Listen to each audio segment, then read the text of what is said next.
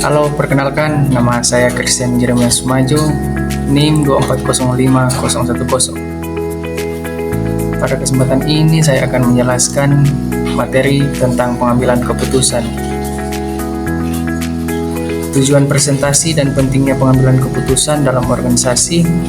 Tujuan presentasi ini adalah untuk memberikan pemahaman yang lebih dalam mengenai dasar-dasar, proses, dan jenis-jenis pengambilan keputusan dalam organisasi.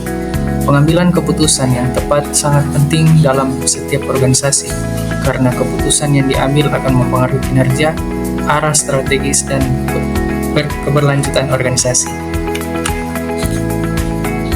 Berikut ada isi presentasi. Yang pertama, dasar-dasar pengambilan keputusan. Pengambilan keputusan dalam organisasi dapat dilakukan dengan berbagai pendekatan yang masing-masing memiliki kelebihan dan kelemahan. Yang pertama, pendekatan induktif, penjelasan berdasarkan perasaan atau insting yang timbul dan membutuhkan keputusan segera. Kelemahan bisa dipengaruhi oleh bias pribadi kurang objektif. Yang kedua, pendekatan pengalaman. Penjelasan berdasarkan pengalaman masa lalu atau pengalaman orang lain. Kelebihan, mungkinkah keputusan lebih realistis dan berdasarkan pengetahuan praktis. Kelemahan, tidak selalu relevan dengan situasi yang baru atau berbeda. Yang ketiga, pendekatan fakta. Penjelasan berdasarkan data dan fakta yang terukur. Kelebihan, objektif, dapat dipertanggungjawabkan dan mengurangi risiko kesalahan. Kelemahan, memerlukan waktu dan sumber daya untuk mengumpulkan data yang akurat. Yang keempat, pendekatan wewenang. Penjelasan berdasarkan keputusan yang diberikan oleh pihak yang memiliki otoritas dalam organisasi. Kelebihan, menghindari kebingungan atau konflik dalam pengambilan keputusan. Kelemahan, dapat menyebabkan keputusan yang tidak mempertimbangkan perspektif yang lebih luas.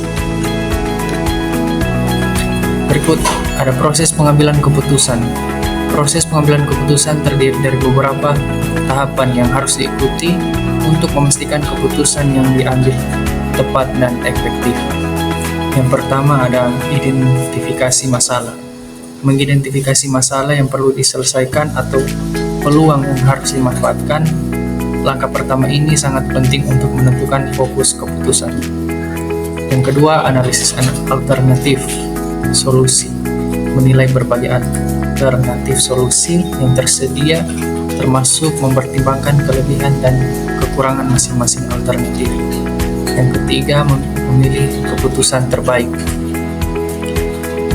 Memilih alternatif yang paling sesuai berdasarkan analisis yang telah dilakukan. Faktor-faktor seperti biaya, waktu, dan dampak jangka panjang perlu dipertimbangkan. Yang keempat, implementasi keputusan. Setelah keputusan diambil, langkah selanjutnya adalah menerapkan keputusan tersebut dalam organisasi. Implementasi harus dilakukan dengan cara yang efisien dan efektif untuk memastikan tercapainya tujuan. Berikut ada jenis-jenis pengambilan keputusan. Pengambilan keputusan yang pertama, temperamen vs tidak temperamen. Keputusan temperamen keputusan yang sudah rutin dan dihadapi berulang kali dalam organisasi, seperti penjadwalan produksi atau pembayaran tagihan. Yang kedua, keputusan tidak temperamen. Keputusan dihadapi sekali atau jarang dan seringkali memerlukan analisis yang lebih mendalam, seperti keputusan strategis untuk masuk ke pasar baru. Berikut yang kedua, keputusan strategis, taktis dan operasional. Keputusan strategis, keputusan jangka panjang yang terkait dengan arah dan tujuan organisasi, seperti keputusan ekspansi atau merger.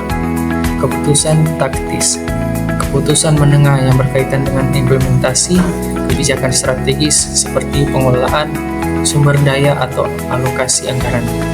Keputusan operasional, keputusan sehari-hari yang mengatur kegiatan operasional rutin organisasi. Yang ketiga, keputusan dalam kondisi pasti, risiko tidak pasti, dan konflik.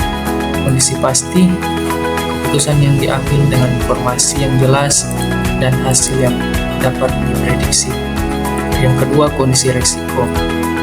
Keputusan yang diambil dengan tingkat ketidakpastian, namun dengan penilaian terhadap probabilitas hasil yang mungkin terjadi. Faktor-faktor yang mempengaruhi pengambilan keputusan. Yang pertama ada faktor internal, struktur organisasi, struktur hierarkis, dan budaya organisasi dapat memengaruhi kecepatan dan jenis keputusan yang diambil.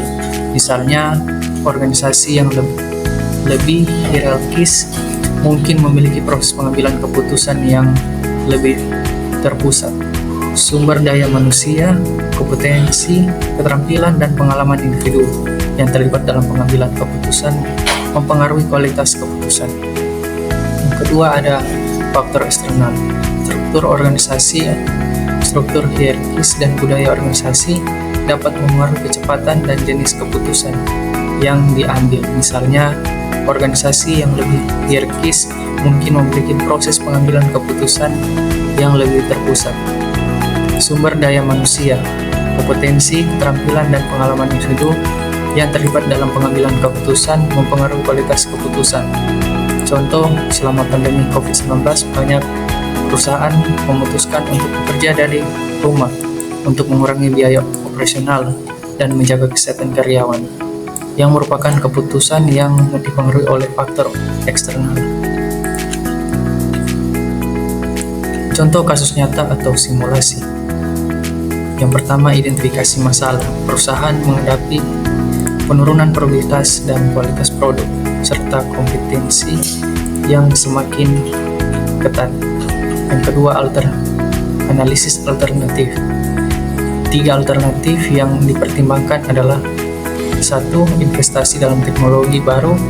Yang kedua, peningkatan pelatihan karyawan. Yang ketiga, outsourcing sebagai produksi.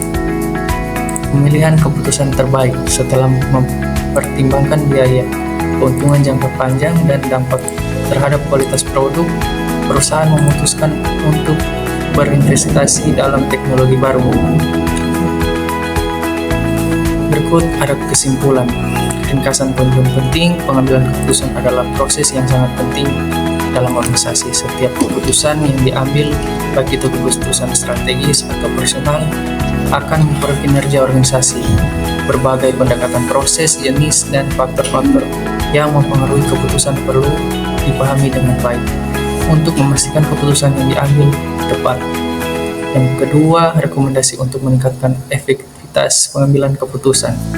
Meningkatkan pengumpulan data, mengandalkan data yang lebih akurat dan relevan untuk mendukung proses pengambilan keputusan. Pelatihan pengambilan keputusan memberikan pelatihan kepada manajer dalam pengambilan keputusan untuk memperkuat keterampilan analitis dan intuitif mereka. Yang ketiga, penggunaan alat analisis. Memanfaatkan alat dan teknis analisis keputusan seperti analisis SWOT untuk mengevaluasi pilihan alternatif secara lebih objektif. Kreativitas. Untuk menjelaskan poin-poin penting, berikut adalah beberapa elemen visual yang dapat digunakan dalam presentasi.